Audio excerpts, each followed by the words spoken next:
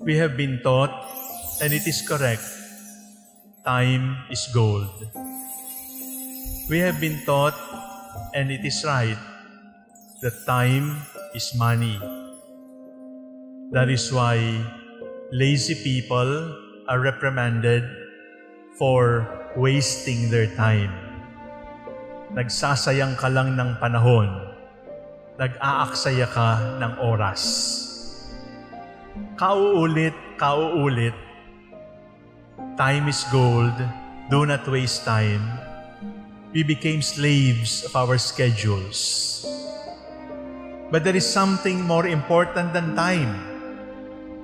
There is something more precious than gold. It is true that the face of your watch is important. But do not forget that the face of the person seated to you is more important than the face of the watch. It is true that time is gold and gold is precious. But time and gold are not absolute. There is somebody more important than time. And who is that? Our timeless God. There is something more important than gold or silver or diamond. And who is that? God, our treasure. So ngayong araw na ito, tingnan natin ang ating buhay. Bakit ka palaging nagmamadali? Why are you always hurrying? There are many reasons. The slaves of the landowner in the gospel were hurrying. They wanted to remove the weeds right away.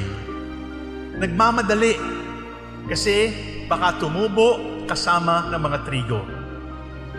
Balik ako sa aking tanong. Bakit maraming nagmamadali? May iba-ibang dahilan. At kailangan nating intindihin kung bakit.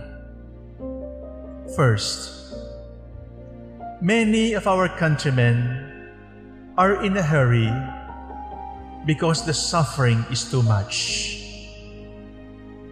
Many of us are in a hurry because we are so concerned about the present, because we are not sure if we will still see tomorrow. We are not sure if the future will still welcome us. That is why we are in a hurry, because the misery is too much, the suffering is too much.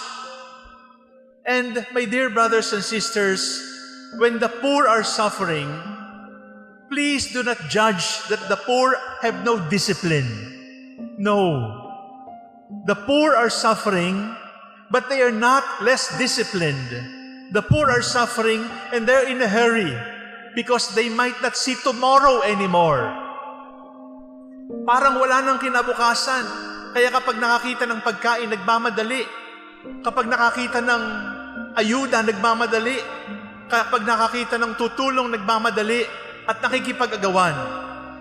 Kapag nakakita ng jeep na pwedeng sakyan papasok, nakikipag-agawan. It is not because people are not disciplined. It is because suffering is too much. And that is why we feel that tomorrow might not come anymore. Do you remember the good thief? Do you remember the bad thief? The good thief said, "Remember me when you come into your kingdom." The bad thief said, "If you are the Son of God, come down from the cross, save yourself and us."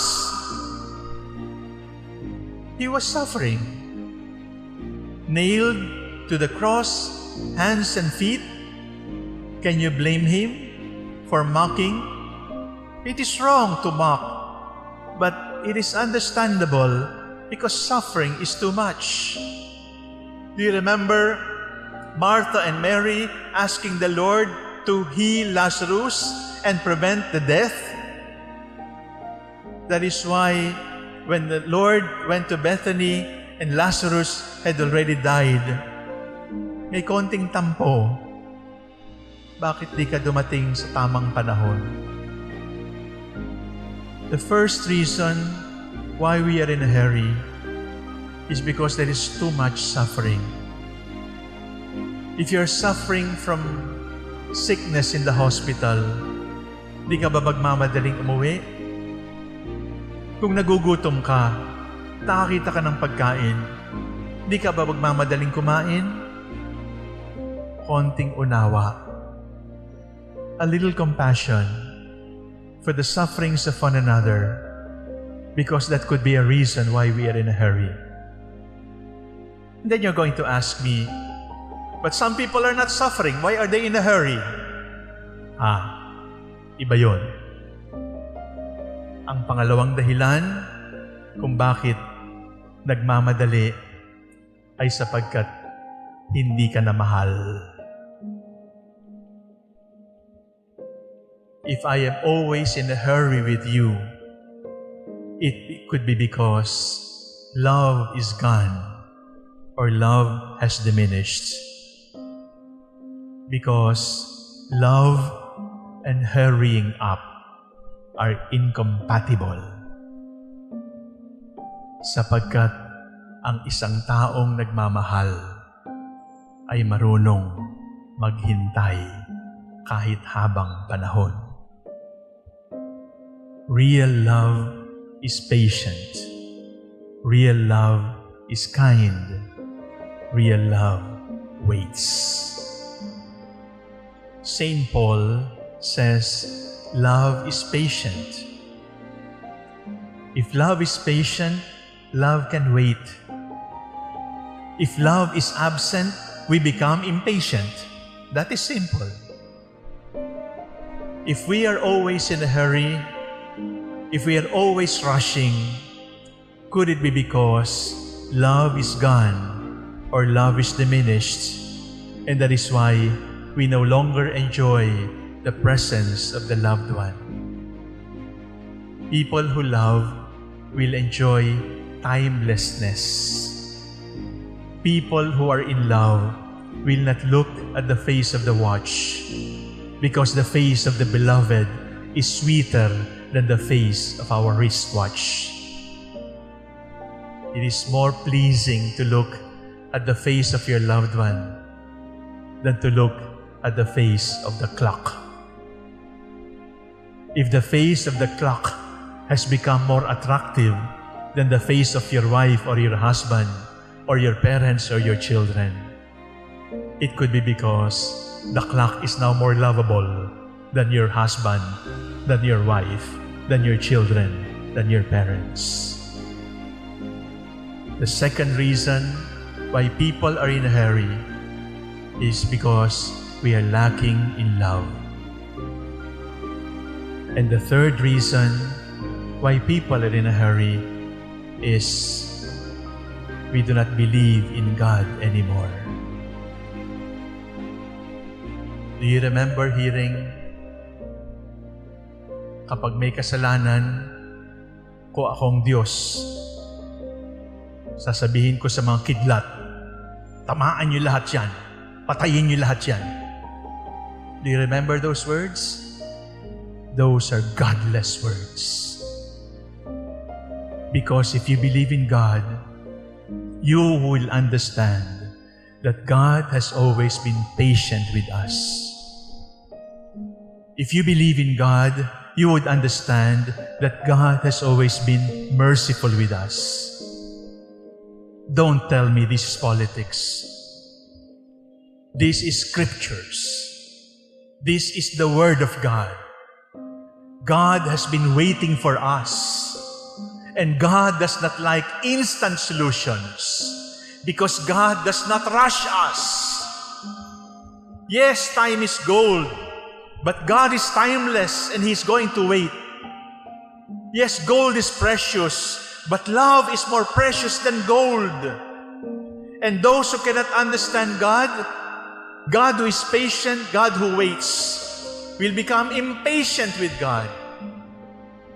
And some philosophers, some experts say, atheism is not the denial of God. It is not about the denial of the existence of God. Atheism is simply impatience with God.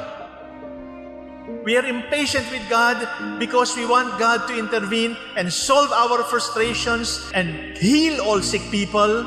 We want God to solve all our problems, to solve all our hunger. We want God to rush.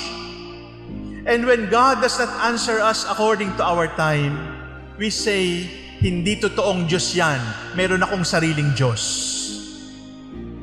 My dear brothers and sisters, if we can create a God who will answer everything that you ask for, that is not God. You have become God because you are commanding God and telling God what to do. When God does not always answer us, and when God allows us to live in our helplessness, in our weakness, in our frustrations, in our disappointments, when God allows crucifixions to continue, why? It is not because God is purifying us. No! Huwag na huwag niyong sasabihin, nililinis ka lang ng Diyos. Hindi po.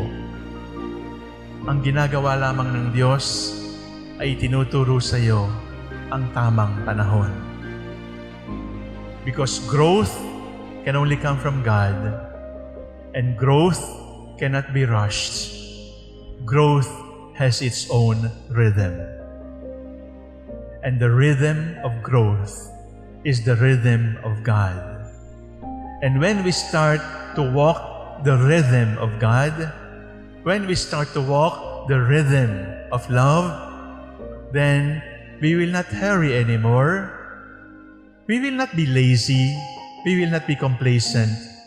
But we will walk in God's time, and growth will continue. Because people who have forgotten how to wait will also get stunted.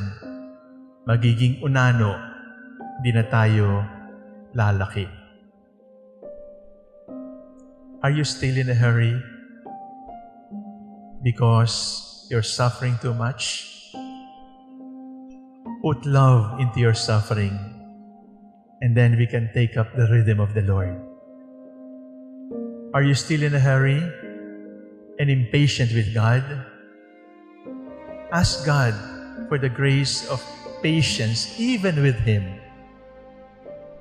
Patience with Him. Sometimes I think we are Catholics by certificate, but we have become atheists with our hopelessness. We deny God because God does not answer us according to our time. Let God be God. Let the rhythm of God be our rhythm. Let us love, let us live like the Lord, who is always with us in His timeless love for us.